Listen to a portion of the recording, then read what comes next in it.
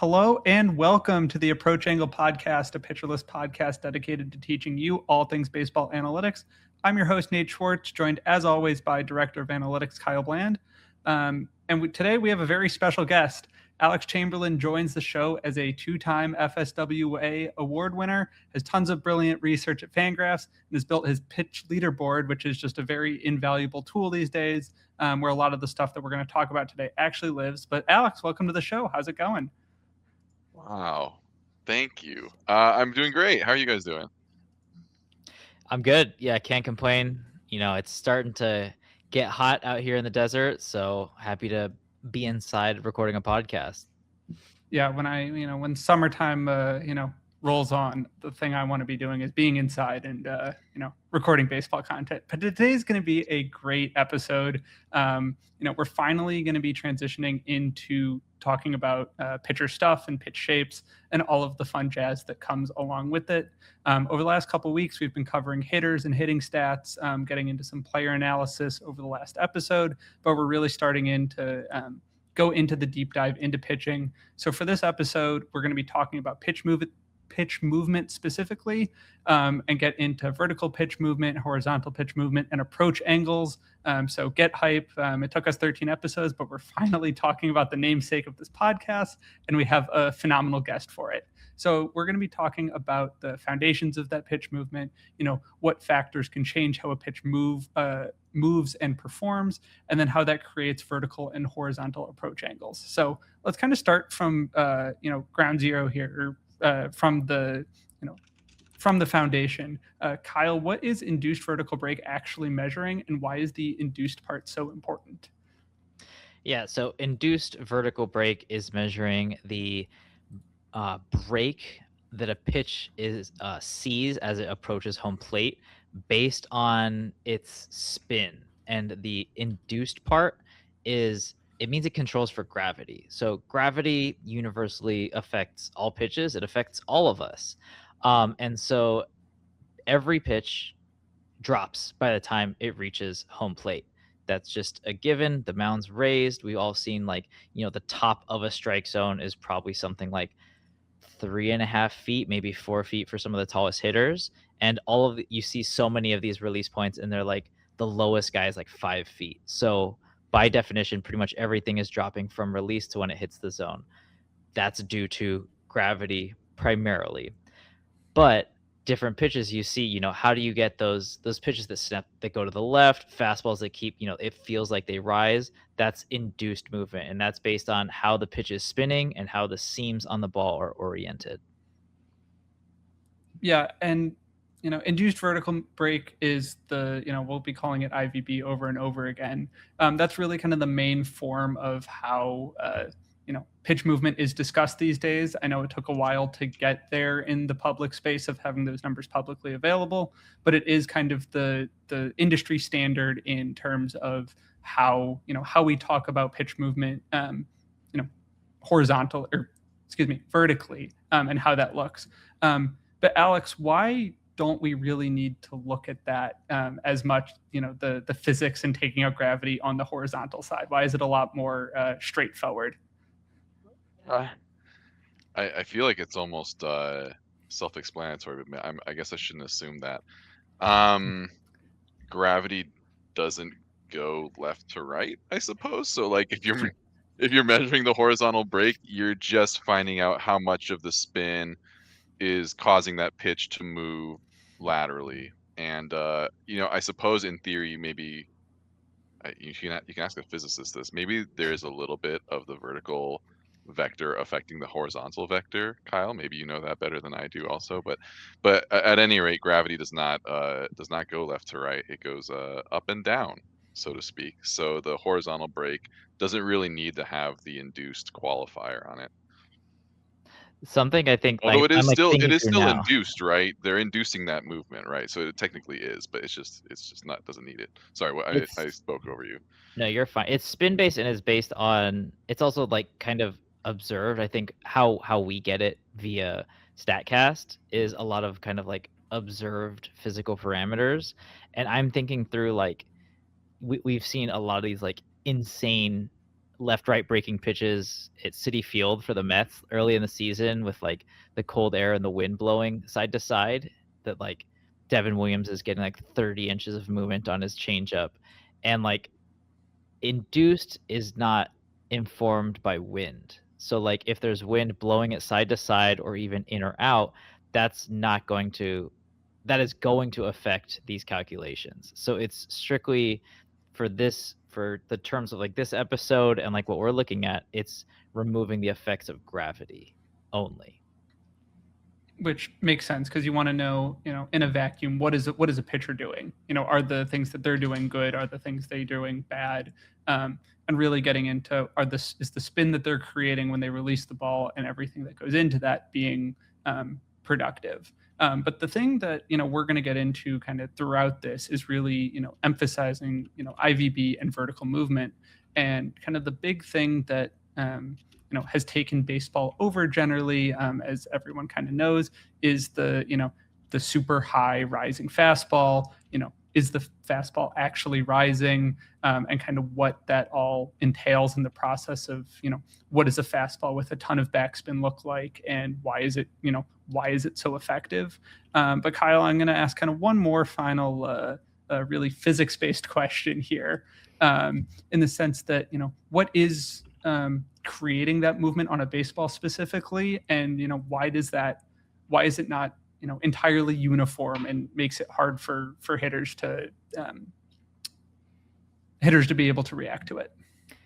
Yeah, so the primary one that I think got the most initial love when people started looking at induced movement is the Magnus effect, and that is as a sphere kind of moves through the air, as it spins, it creates different stages of pressure depending like on the ball surface, depending on how it is spinning, the axis that it's spinning along.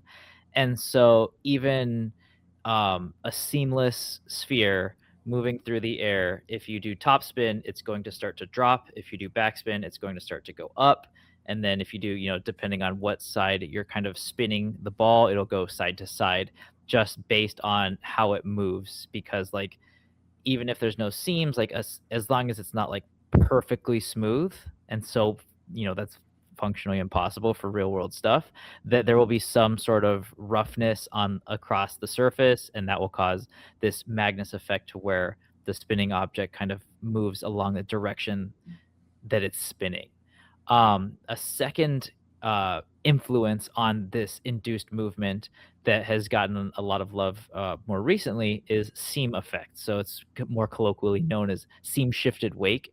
And that's basically, seams are kind of those rough surfaces that I was talking about. They're very defined, and they have you can adjust them based on your grip, based on your release characteristics, and how the seams are kind of oriented relative to that spin axis also creates a slightly different movement profile, because it also changes kind of the airflow and those pressure zones along the surface of a ball. So you can get times where seam effects kind of work in tandem with a Magnus effect and like push the ball further along its spin axis. You can get them perpendicular, and that's kind of more of what seam shifted wake was about, where you have Magnus going in one direction and seam going in like a perpendicular direction. So it's kind of, it feels unexpected.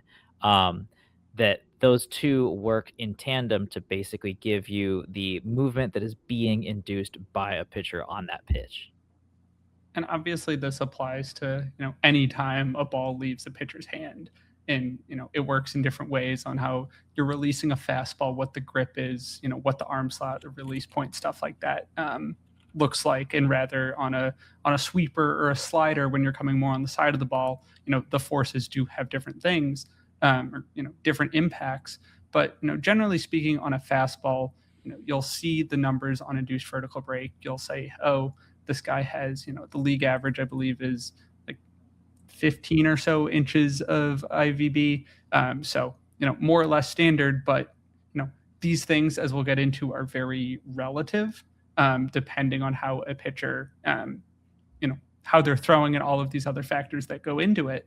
But, when you're looking at a player, kind of start to start, are movement changes something either of you are really looking at, of, oh, well, he's generating, 3 more inches of IVB this start, is that something that's significant, or it's like it's so small that, in the grand scheme of things, are you looking for kind of general areas of, of movement to be in?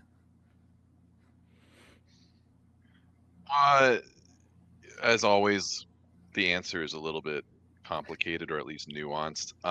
3 inches is a lot. Let's just start by saying 3 inches is a lot. 1.5 to 2 inches between starts, also kind of a lot. It's going to depend on a lot of things, and we're going to get into a lot of those things throughout this episode. I think it's going to depend on, has his velocity changed from the previous start? Has his arm angle changed from the previous start? I think even holding those two things constant, you might see some differences in movement just atmospherically, depending on where the stadium is, depending on the weather. Some days guys just have better stuff than they do other days. So there's always a time to be reading into these things, and we should be reading into them. It's also important to note that even these kinds of raw inputs, and I call them raw inputs because we're measuring kinds of like the physical properties of the pitches that are producing outputs being like swinging strikes or called strikes or balls in play.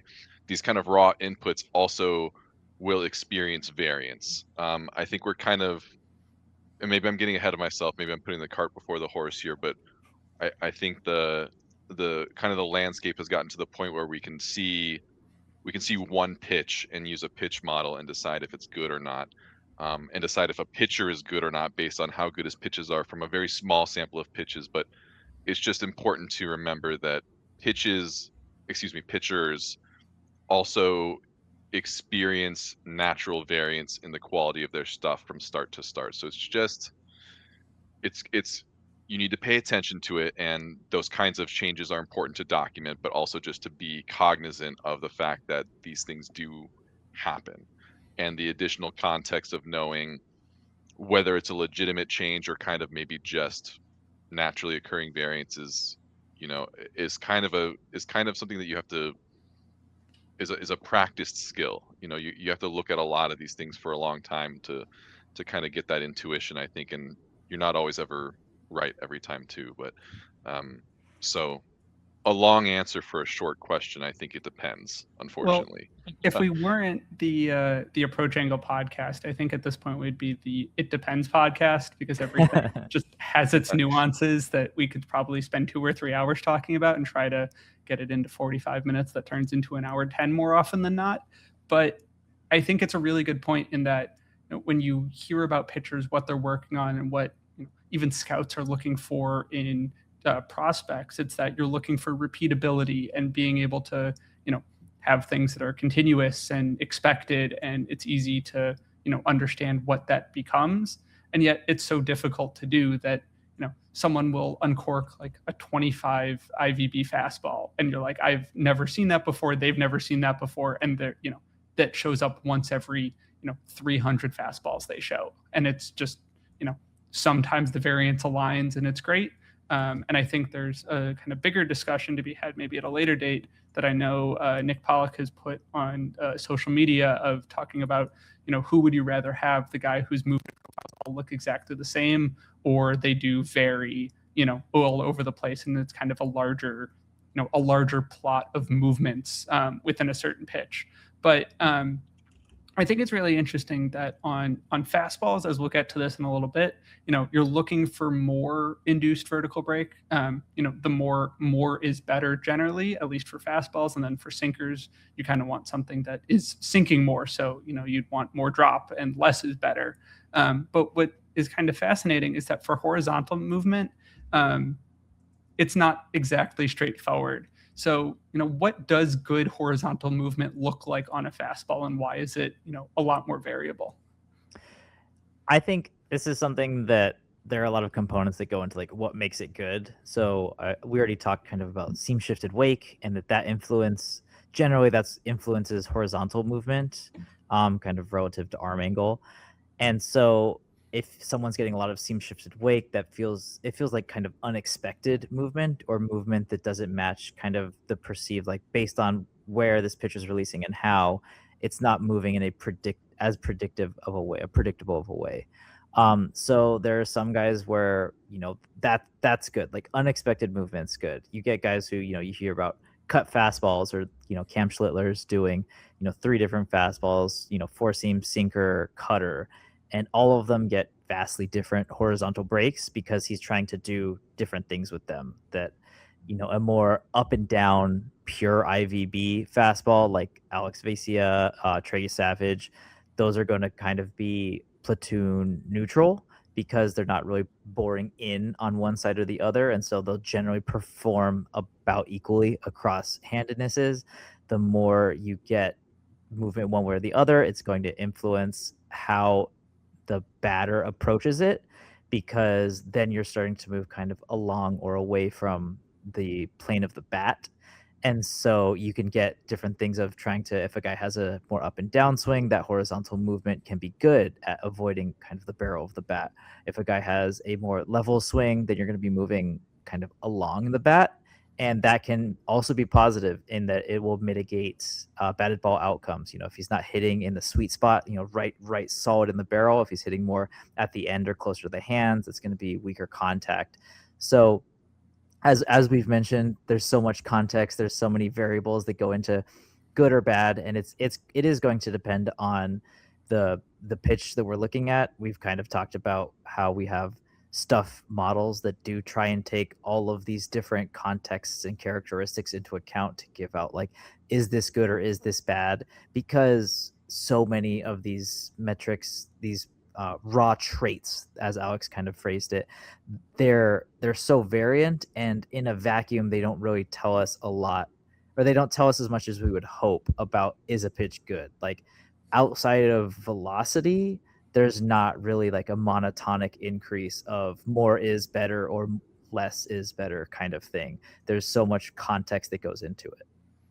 And I think generally it kind of opens up to the broader question of what is the goal of finding good movement. Obviously, we want to find, if you're trying to make a pitcher better, you're trying to find the things that make them succeed.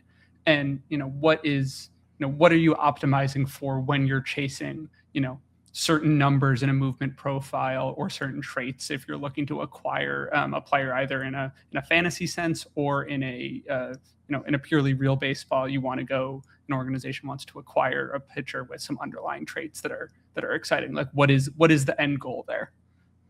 I think there's also something to be said too for, even we've talked about like repeatability and guys having kind of like defined traits of, oh yeah, this is what his vert is, this is what his horizontal break is, and like, oh, deviations from average. But you look at guys like a Seth Lugo, a Michael Wacha, that these feel like kind of more pitchability guys who have more touch, and it feels like they can manipulate shapes kind of at will to fit maybe the batter that they're looking at, that they're not necessarily trying to throw that same fastball every time, that they're trying to do something slightly different. And so even the variance, the difference in the actual measurements we're looking at can change depending on who a pitcher is and what they're trying to do. So as kind of more public facing analysts, we can only do so much with the data that we have available to us, but there's so much that goes into, like, you kind of need to know what the intent is to even know, like, is this good? Like, is this movement what the pitcher wanted to do? And then you can kind of grade it on, like, okay, they executed the pitch they wanted, and then we can look at like, oh, well, a stuff model says this, or PLV says that kind of thing. But there's so many things that go into even the raw measurements that we're looking at, that it's context all the way down. Yeah, I think this is something that I've warmed up to a lot over the years, and it feels kind of intuitive, and I feel like Nick Pollock would just yell at me because this is something, as a former pitcher, he knows inherently. But every pitch in the arsenal has to have kind of a purpose. Like a 4-seam fastball should be a whiff pitch. A sinker should probably be either like a weak contact or a ground ball pitch. Like each pitch in the arsenal needs to serve a purpose, and the movement profile should support that. And so I think I don't have any anecdotes on hand, but I think like some of the weaker pitchers in the league, or maybe guys who are floating in between tiers of like he could be an ace or he's kind of a mid rotation guy.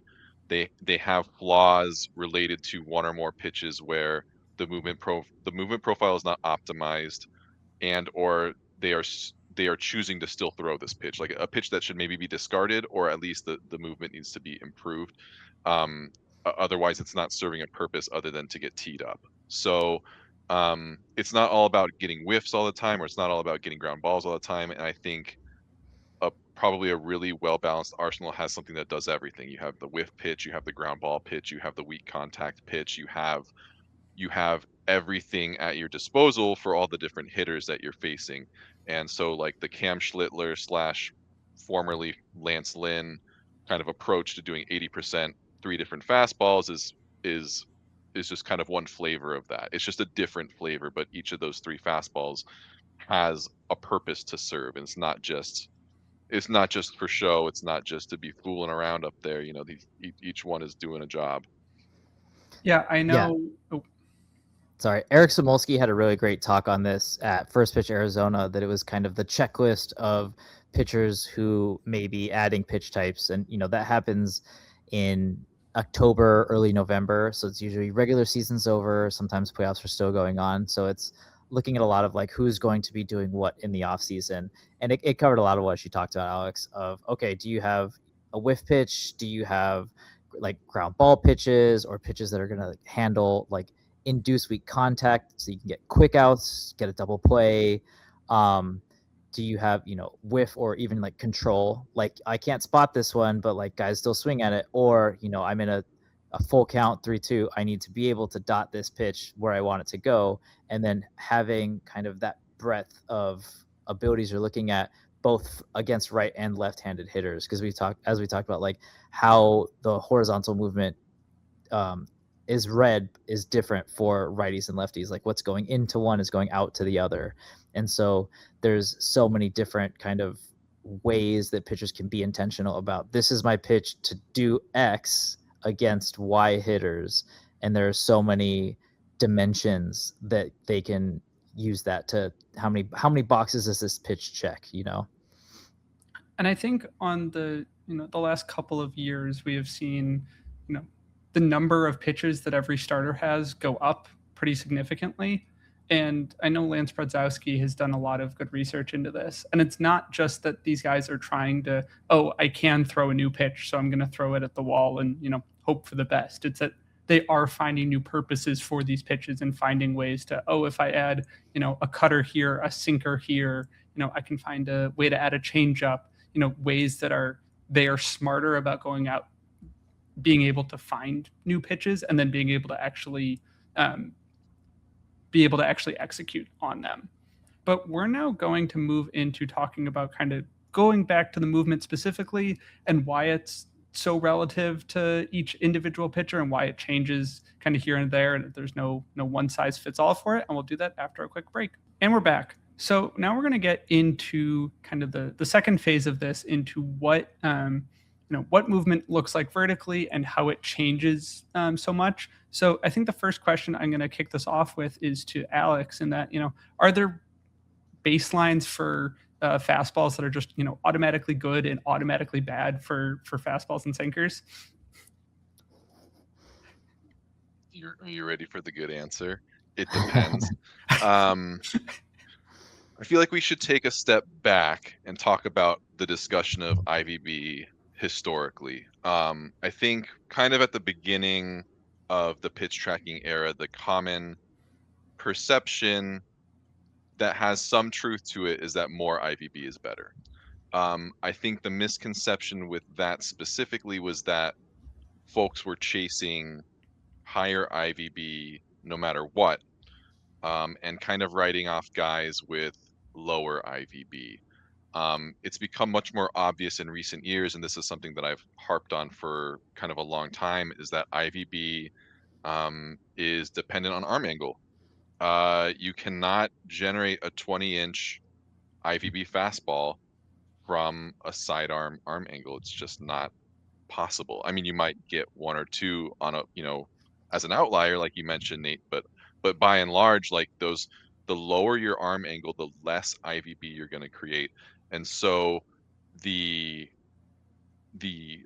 intent should be to maximize your IVB for your arm angle, as an analyst who's looking at that, is to be I guess to be, again, cognizant is the word, cognizant of the arm angle of the pitcher you're analyzing and understanding how good is that amount of IVB relative to someone else with a similar arm angle. So if you're coming over the top, like 20 inches is a lot of break for anyone. It's good even for someone over the top. From sidearm, 13 or 14 inches. And that's kind of important to contextualize, because a guy who's throwing over the top, who's generating 14 inches, that's just massively different. You cannot be comparing someone throwing directly over the top versus someone throwing perfectly sidearm and say like 14 inches of movement is the same thing. They're just not at all the same thing. So that's why that context is really important. As for what's good or bad, I think even guys with a lot of IVB relative to their arm angle can still have bad fastballs because of other traits. So never will I ever say a fastball is good solely based on its IVB, but it is a really good place to start. Again, because a four-seamer's primary job is to, usually its primary job is to induce whiffs, but it's not its only job. I think one of my favorite rules of thumb is sometimes it's just better to be different than it is to be like the best. So sometimes just having the outlier movement traits, a four-seamer with a super small amount of IVB might be really good for some strange reason. You know, sometimes it's just better to be strange. But again, optimizing for your arm angle, I think is the key, at least specifically for four-seamers, but for any pitch type too.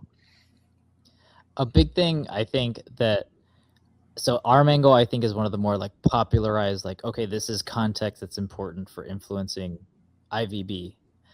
But another one that I don't think people really recognize is pitch velocity also is heavily factors into IVB, because IVB is, it's measuring just distance traveled.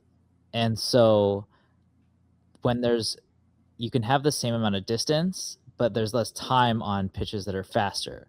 And so you need to be basically influencing the ball in a way that you need to get that same amount of movement in a shorter amount of time. And so there's like the one I have kind of in front of me right now is Chase Burns and Michael Wacha. Chase Burns averages about 18.7 inches of IVB, Wacha 18.4 on their four-seam fastballs respectively. They're both at about a 54-degree arm angle. Wacha's 54.5. Very, very similar. Chase Burns throws his at 98. Michael Wacha throws his at 92.9. And so that's the difference of it gets on top of you in a hurry. That Michael Wacha, his pitch kind of has more time for what he's doing to influence the pitch. And so you'll generally see like a lot of these really outlier, like Alex Vesia, like consistently 20 plus IVB, he's throwing at about 93. That he's still throwing like a solid fastball, but it's generally a lot slower. And you'll see guys like Mizurowski, he has kind of, it seems like a slightly even below average IVB, but it's just because he's throwing so hard and he gets such great extension that there's not as much physical distance for when he releases it to home plate for the pitch to move. So those are some other factors that kind of contextualize how pitchers get to that specific IVB measurement. Yeah, if you want to, really understand how much the time aspect has to play into it, if you go onto Baseball Savant and, put no parameters on the number of minimum pitches and look at the pitches with the most amount of IVB, you will find a bunch of position players pitching who are throwing like 40 miles an hour just because they're lobbing it in and it has all this time to have an effect.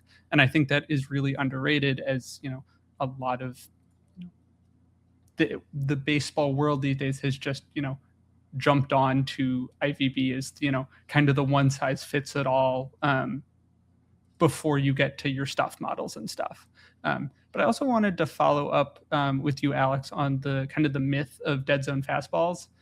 There was this thought kind of early on as we really got into this research that you didn't want something where the horizontal and vertical movement were identical. So, for example, like a 12-inch IVB fastball with 12 inches of run, or you go up and down, and as we've kind of talked about, you can see why that doesn't make sense. But can you elaborate on why there isn't a true kind of easy to find dead zone in that regard? Yeah, that always really bothered me, that like little heuristic, because I never really understood it, and I'm sure it's born out of some numbers somewhere. I'm sure it's maybe a league average of some kind, but yeah, I mean it's the arm angle issue primarily. You cannot apply that heuristic to every arm angle. It falls apart too quickly. But that kind of leads into the next idea, is that if you have different, let me take a step back. If the goal is to maximize or to optimize your IVB for your arm angle, it's inherently to get farther away from whatever kind of like the average IVB is for that arm angle. So you can kind of hone in on what a quote unquote dead zone would be. I think probably by looking at the average IVB and horizontal break at each arm angle, that probably gets you pretty close to what a dead zone looks like. And now we're going to get into two more things. One of the things Kyle just kind of mentioned is that like IVB is time to plate dependent. So Max Bay, who works for the Dodgers, came up with the idea of the dynamic dead zone, which is it was the phenomenon that we're talking about now, but he made his a function of acceleration. And so that's kind of the phenomenon that Kyle was describing in fewer words, is that the Michael Wacha's fastball is accelerating more slowly than, who was the other one? Chase Burns. Yeah, than Chase Burns' fastball. And so the IVB kind of framework breaks down there, and the dead zone framework kind of plays up, where you're characterizing the acceleration as feet per second or whatever it is, and you want to be distancing yourself from that.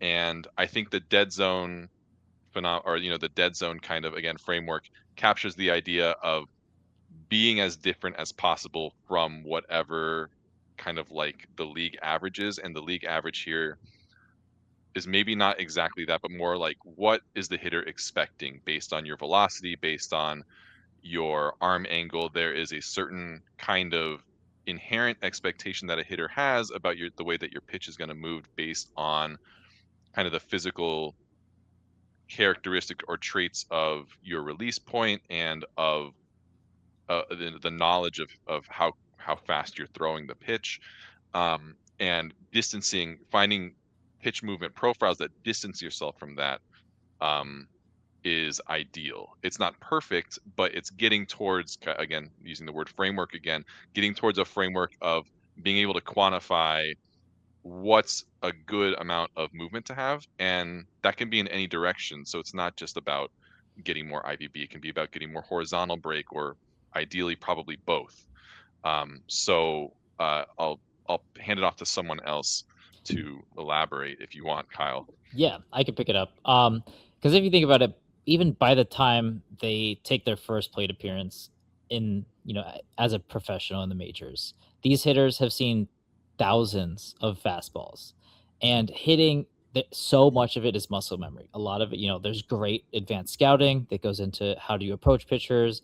We have, these crazy trajects that can replicate a lot of what pitchers do in pitch types, but so much of what hitters do is innate learned muscle memory, and that's kind of definitionally going to be informed by that fat middle part of the bell curve, that like kind of typical expected movement that we're talking about. And so that kind of speaks to the point what Alex is going at, of being different than average, is going to get you further from what that hitter is kind of trained on, what they've seen, what that muscle memory is. It's going to get them more uncomfortable, that they're going to have to maybe take another beat to process what a pitch looks like as they're making the decision to swing. Maybe they're going to have to, okay, I have to adjust, mentally. I think it was Semyon when they talked about IVB, that he was starting to train. He's like, I think about swinging 4 inches above where I think the pitch is going to go, when he's looking at these kind of high IVB pitchers. And so when you take them out of their groove a little bit, you start to make a hitter think a little bit more. Any added uncertainty is always going to be a win for the pitcher. And so that goes, in both directions. If there's more sink than expected, especially in the context of, sinkers, that's going to play up a lot. The hitters are generally going to swing over the top of it. Or if it's more side to side, they're going to get more out in front, or more behind it, or depending on what their swing path looks like, that can also lead to kind of over or under hit balls. So I think a lot of it is just average is death kind of thing. And as we talked about, it's not necessarily average relative to, like, across all of Major League Baseball, the average IVB on a fastball is 16. But it is like, hitters know, like, okay, this is what a guy's arm looks like. This is how fastballs out of that arm usually come.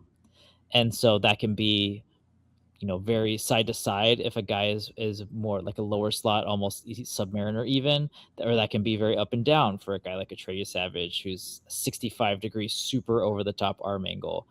Those are other ways of being kind of outliery, in addition to what their break looks like. But definitely, if you're in a more typical kind of plus or minus 10 degrees of like a 35, so like 25 to 45 degree arm angle, you have to get different movement, whether that's by how you grip it, how you spin it, your seam shift, even trying to get these multiple fastball looks that we've talked about that are kind of becoming in vogue, just to get guys of, like, they can't sit on expected movement. They have to be thinking multiple different movement profiles. And if those movement profiles also are kind of weird, all the better.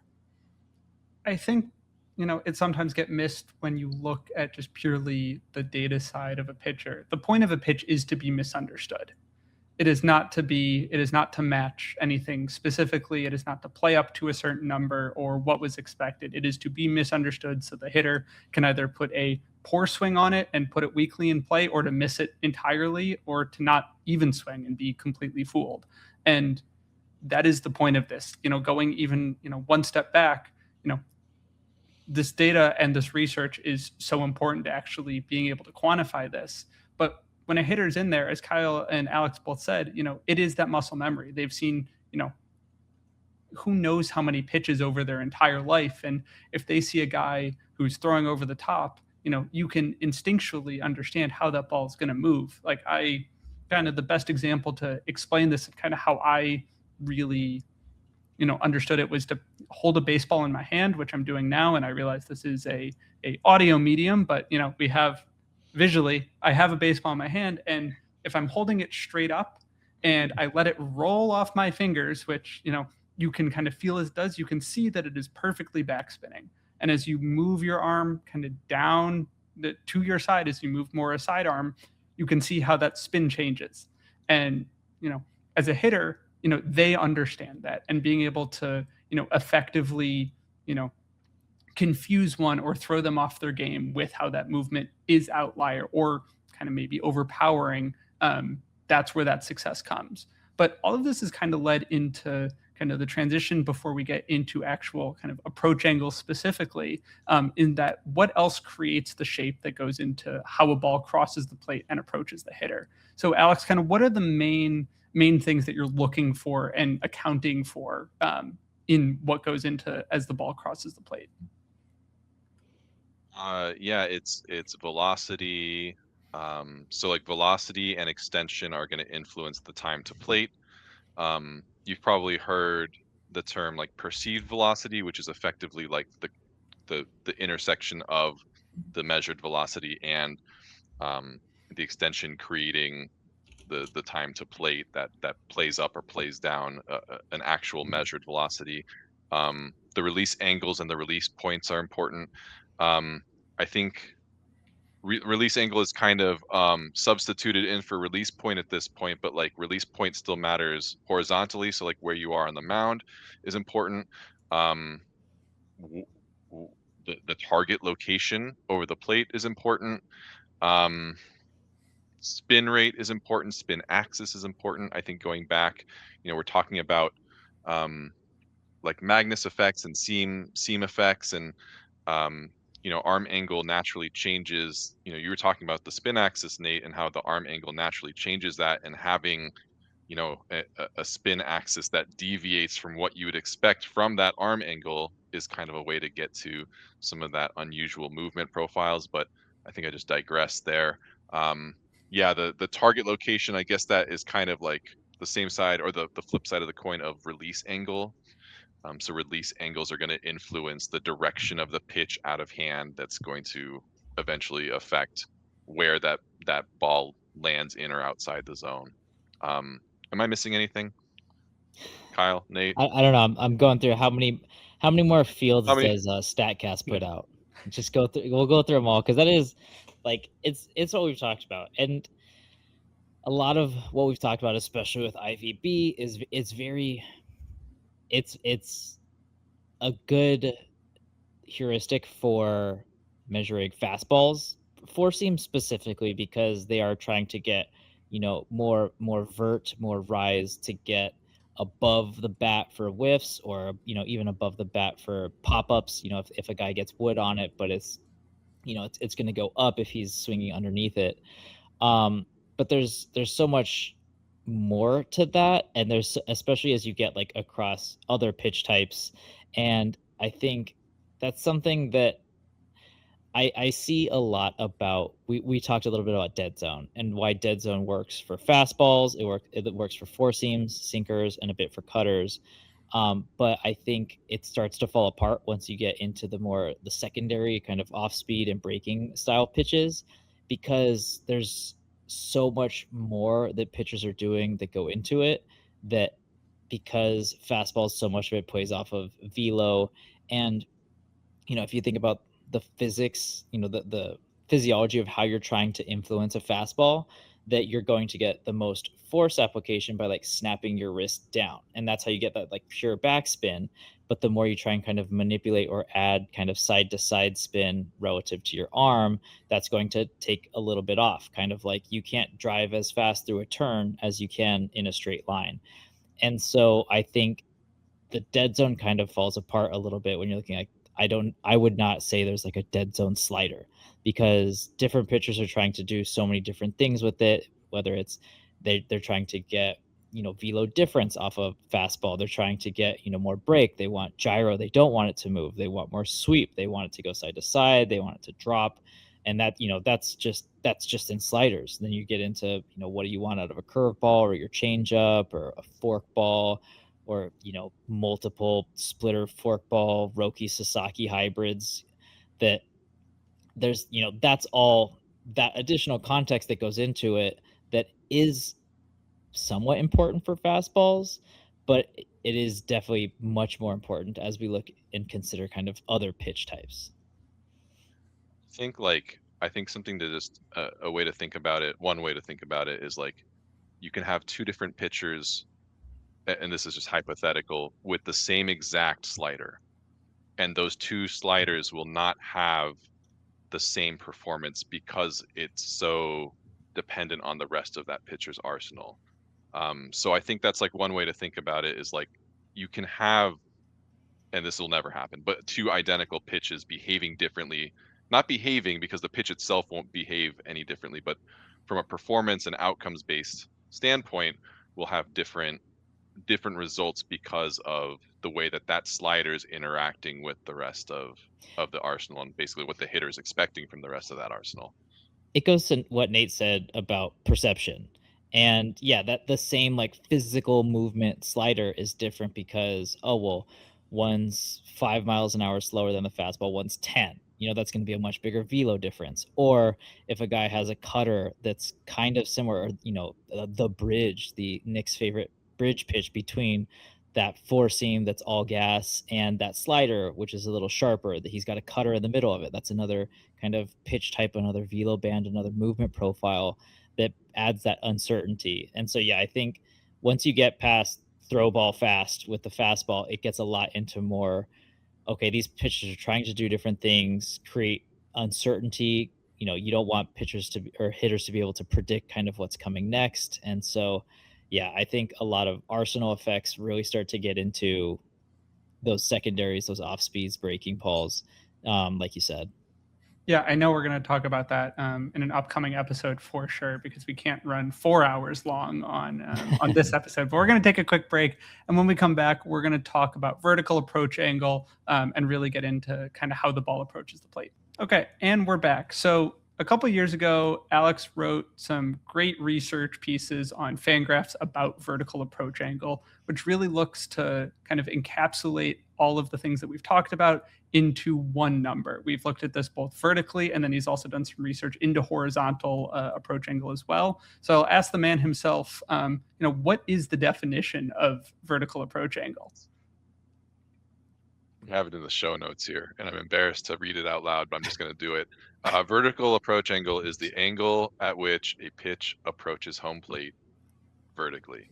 But that's just the truth. Like it's pretty much exactly that. When we're talking about the approach angle, it is the angle at which the ball is approaching home plate, and then we are measuring it in two different kind of orientations. We're measuring it vertically and horizontally. So we're going to be calling this a VAA, vertical approach angle.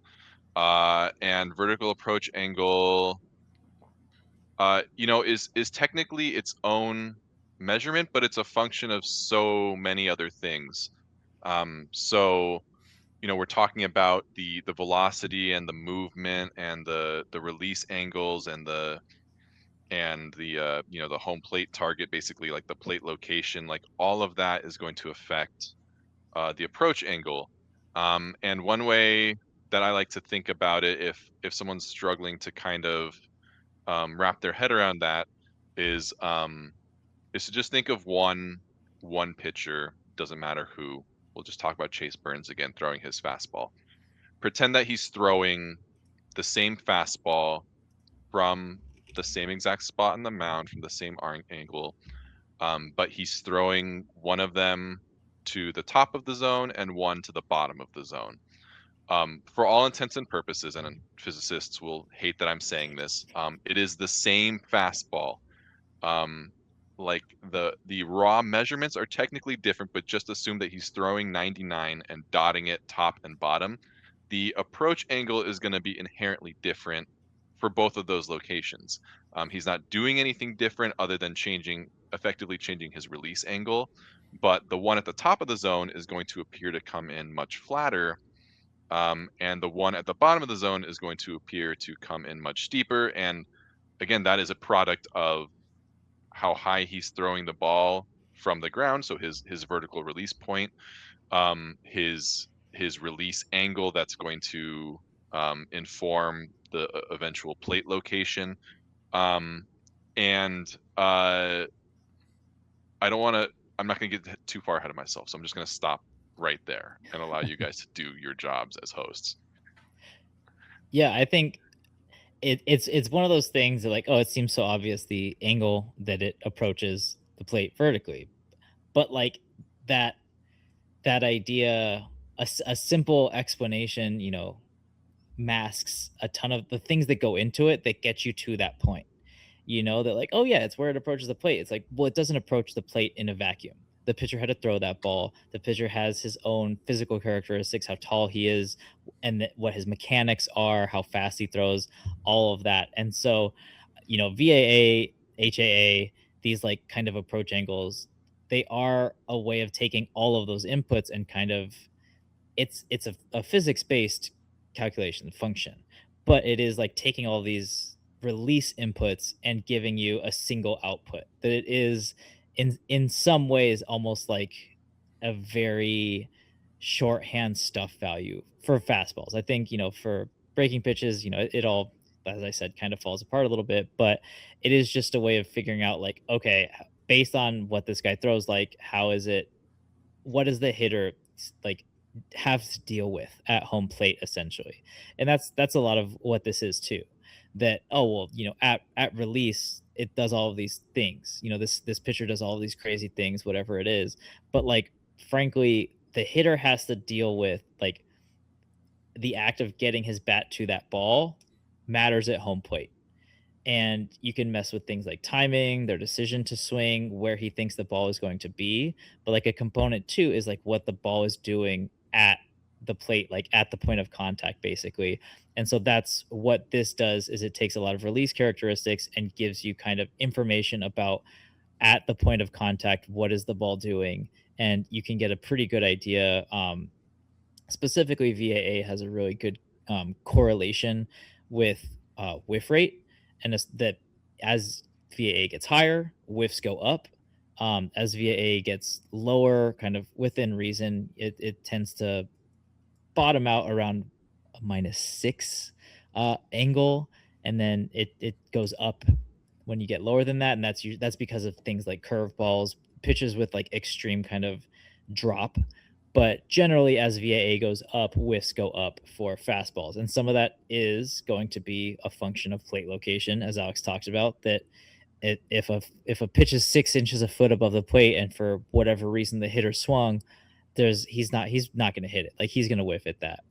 And so I think, there is that component, but it is also for pitches within the zone. More VAA means that pitch is kind of, it feels like it's rising relative to maybe what the hitter is like his expectations are, and that's going to result in whiffs. He's going to swing under it, kind of like I've talked about. Or at the flip side, if a sinker has a really steep vertical approach angle, that pitcher or hitters are probably going to swing over it more often than they expect, which will lead to some whiffs, but it'll also lead to like a lot of really weakly hit ground balls.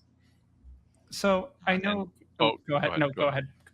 Well, I was gonna say there's a couple of things, like just to talk about, if you're unfamiliar with VAA, like the range of VAAs is so narrow, from the top to the bottom of the zone. Like, we're talking about -3, like, we're specifically for four seamers, -3 degrees to -6 degrees. So we are really parsing this by like the tenths or the hundredths of a degree to find like what is quote good or bad. The other point, and we're going to be getting into this, maybe hopefully naturally transitioning into it, is that like the plate location matters, and we're talking about deviations from what's expected or what's normal. Having more or less VAA at a specific location of the zone kind of contributes to that strangeness or unusualness or departure from expectation. So maybe like right in the middle of the zone, a typical VAA might be like -4.5 degrees. So if you are generating at that same spot in the zone relative to the rest of the league, like a -3.5 degree VAA center or middle, it's going to appear, and just again, just kind of loosey goosey here, qualitatively, it will appear to be 1 degree flatter than the typical fastball at that same location. And this is just distilling all of that physical information of the pitch into one little measurement, which is why Kyle said it's such a powerful metric, just kind of standalone. It doesn't really necessarily need to mean anything. It has no meaning behind it other than to measure and distill a bunch of shape components into one measurement, but it does communicate a lot about what the hitter is seeing at the plate.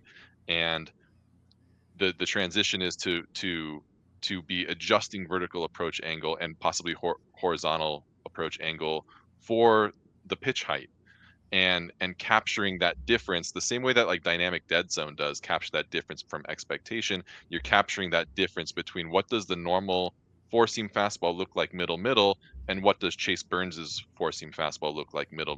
What's the difference there, and how much is what's the magnitude of the difference of that approach angle that is possibly making his fastball so difficult to hit, or conversely so easy to hit, despite the velocity, despite the IVB, all these things in consideration, he still might have a very ordinary vertical approach angle. And so that's also a way to diagnose, like, is his IVB good for his arm angle, for his release point, for his velocity?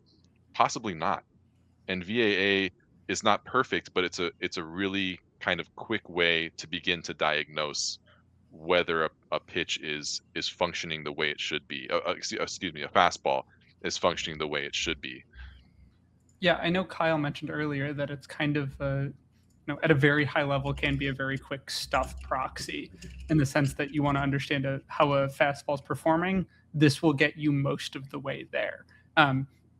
Generally, is it kind of strong on its own, or is it rather you still need some of the components? Like, does a velocity really outweigh this? Or I know we have seen guys who have success with this. Like, I know Joe Ryan in his early days didn't throw, didn't have super premium velocity, but he was able to have a fastball that had a ton of whiffs. Is there anything that stands out in terms of other factors, or is this really on a broad scale encapsulating a lot of the things that you should be looking at? I think it's encapsulating a lot of things. I think it's the Joe Ryan / Paul Sewald effect, and I think a few years ago it was very in vogue to figure out why Paul Sewald was so good. Not throwing especially hard, throwing from sidearm, but it was him specifically who, and then kind of like Joe Ryan after him, just creating these unusual approach angles despite lacking premium velocity or movement.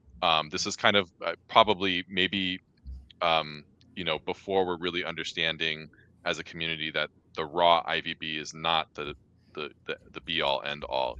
Like, we're not just chasing 19 inches. 12 inches is going to work, and it depends on the arm angle. And those guys kind of elucidated that. I'm sure I haven't looked very closely at either of them, but part of how they're getting to those special shapes is going to be associated not just with the velocity and the arm angle, but like the seam orientation and the axis. And I think when I think about those guys, and I'm gonna digress here. When I think about those guys, I think about Randy Johnson, who we don't have any data for, but was like such a unicorn for being so tall and throwing so hard and throwing sidearm. And you're putting together like three really critical kind of physical traits together. He's throwing from a super high release point, but still being totally sidearm with premium velocity. I imagine that his approach angles were bananas off the charts. Like, maybe Chris Sale is like the closest to that. And I think it's been a while since I've looked at his metrics too, but it's kind of like, he's not, it's just not the same. But I think like Randy Johnson was lab made to be evaluated through the lens of VAA, and it sucks that we can't do that. But like, it's just, again, finding ways to be different than expected. You don't need to have the premium velocity if you're going to have the unusual traits.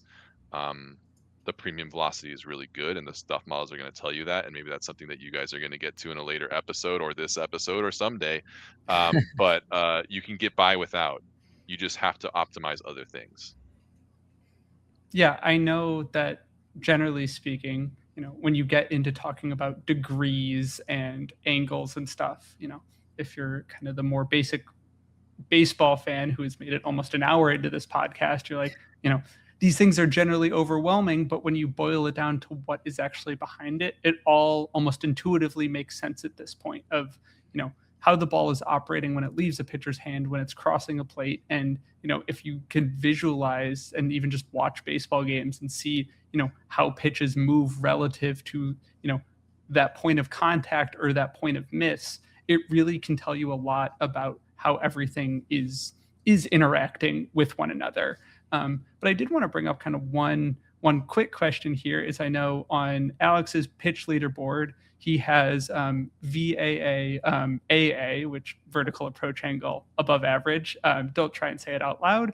And on the pitcher list player pages, and I know it gets mentioned a lot in Nick's SP roundups, HAVAA, or height adjusted vertical approach angle. What's the difference here? Is there, I don't want to make you guys, duke it out here, but is there one that's, either better than the other, or is it just kind of a difference in how they're calculated?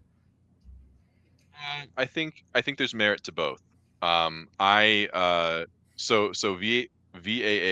which sucks compared to HAVA. I think HAVAA is better than VAA.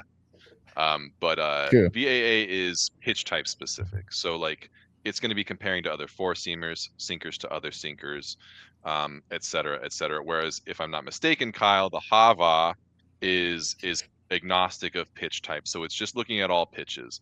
And again, I think there's merit to doing it both ways. I think by and large, like using it against other pitch types is helpful for kind of understanding again what compared to what's expected for a similar pitch. That's a really helpful framework to understand it by.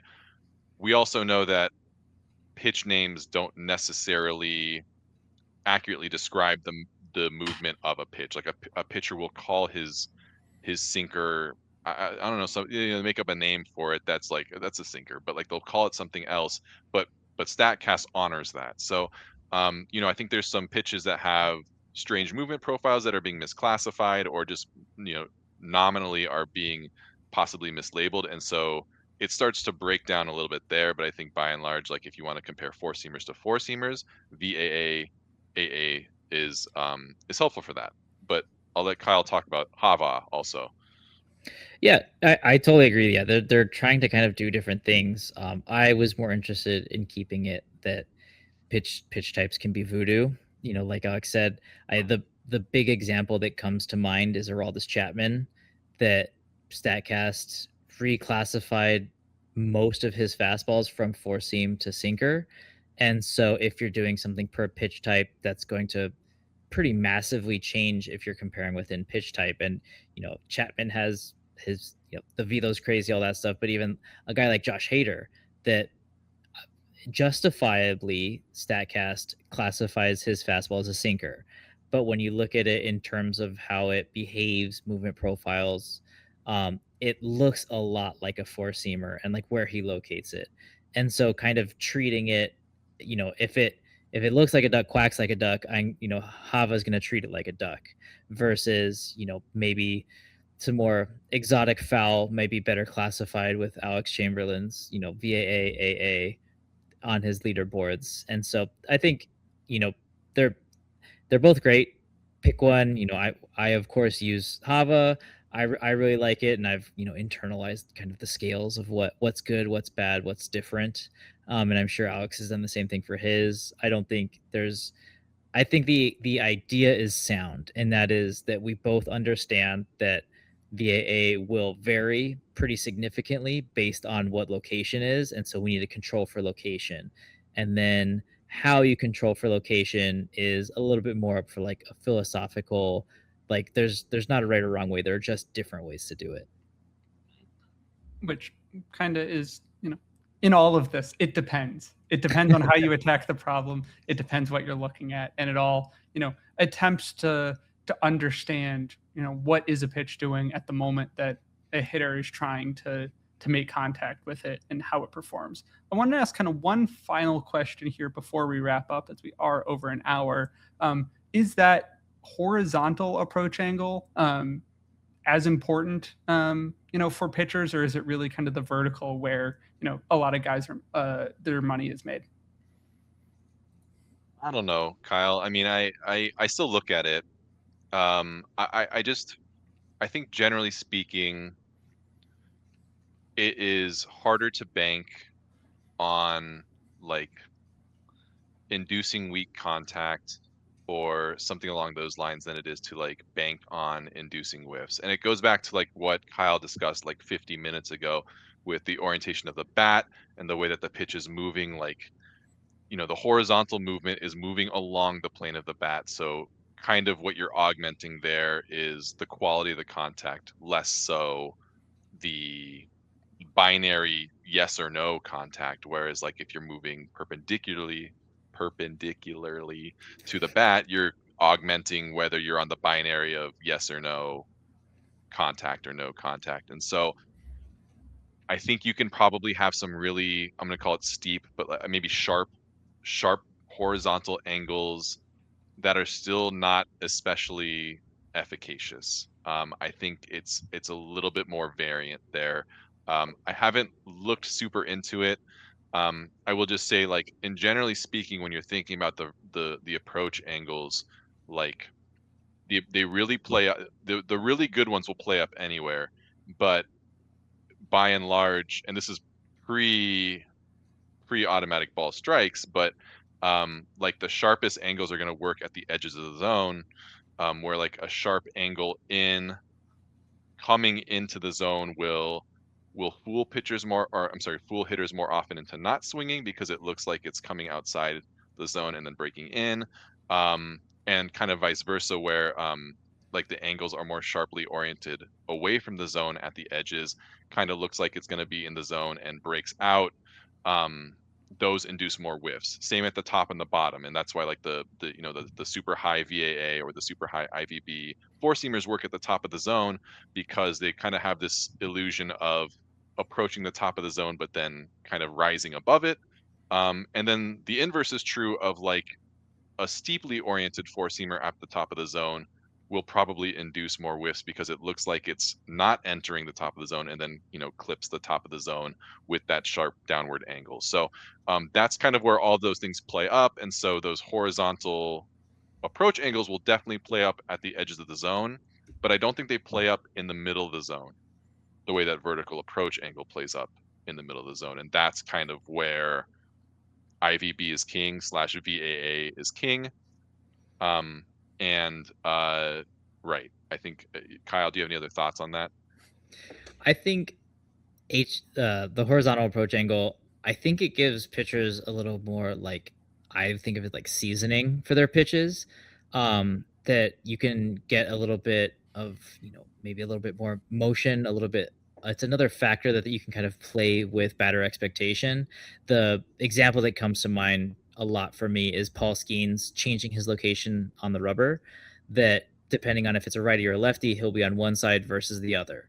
And that's not going to affect anything vertically. The VAA is going to be the same because he's not getting taller or shorter, but it will change the horizontal approach angle because to get to the same point, kind of like you talked about, with like the top and bottom of the zone for VAA, even if he's dotting kind of down into arm side, if he's doing it from one side of the pitching rubber versus the other, that's going to be a different angle that pitch is approaching the plate, and that one may be beneficial versus righty, one may be beneficial versus a lefty. It's kind of like we talked about, of one versus a righty movement in that way, or approaching the bat in that way, is away from the bat, so it's like perpendicular to where the bat is as in their swing, and so that's beneficial to whiffs, beneficial to kind of weakly hit bat balls, versus if it's to the opposite handed hitters, it's going to be along the bat, more towards the heel, or sorry, more towards the hands, more towards the end. And so that's going to be, again, better contact results for the pitcher, but you're less likely to get whiffs because they're still going to get bat to it. It's just going to be a worse part of the bat. And so I think that there's a lot of the smartest pitching orgs, I'm sure, are messing around with this and like really trying to optimize what the pitchers are trying to do. And so much of this, all of these stats, all of these things we talk about, also come down to what is a pitcher comfortable doing. Like if a guy is struggling to repeat his mechanics from the same spot on the pitching mound, there's no need to try and manipulate that. But if you have a guy like Skeens who has the ability to kind of control and change his mechanics enough during the same start that he can do that, I think that there's a benefit. And I think that orgs that are aware of what their pitchers can do, what they're comfortable doing, that's a way for them to capitalize and get a little extra value, a little extra juice out of what their pitchers can do.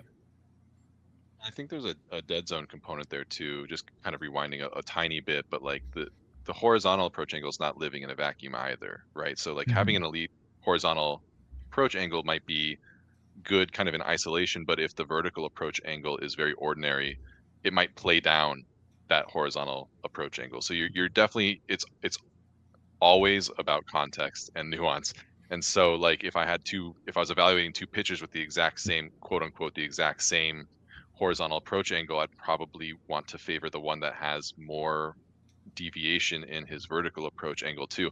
And same with the other way, like possibly having only deviation in your vertical approach angle might play down if your expected horizontal movement is very ordinary.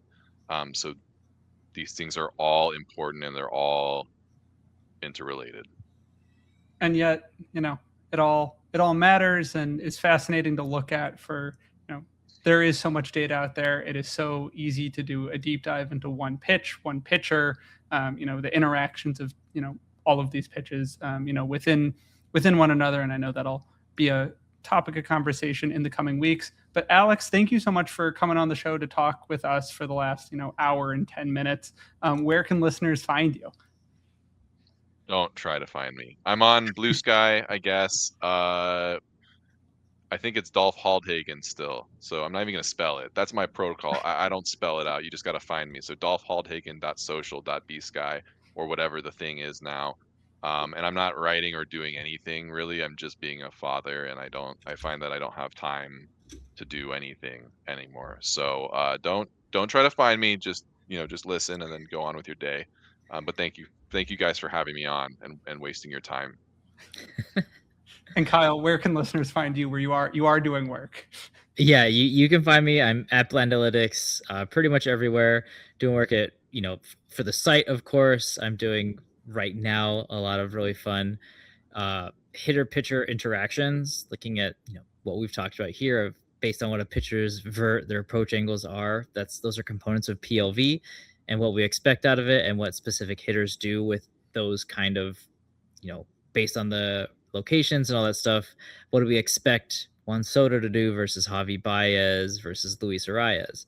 So that's been fun. And then doing some work with our Process Plus hitter stats to kind of contextualize and give an idea of like, how good is this hitter right now, given everything we know about them, given, this hot streak they're on, how sustainable is it, just getting you the best idea of who this hitter is at this given moment. So a lot of fun stuff working on this summer and should be out soon.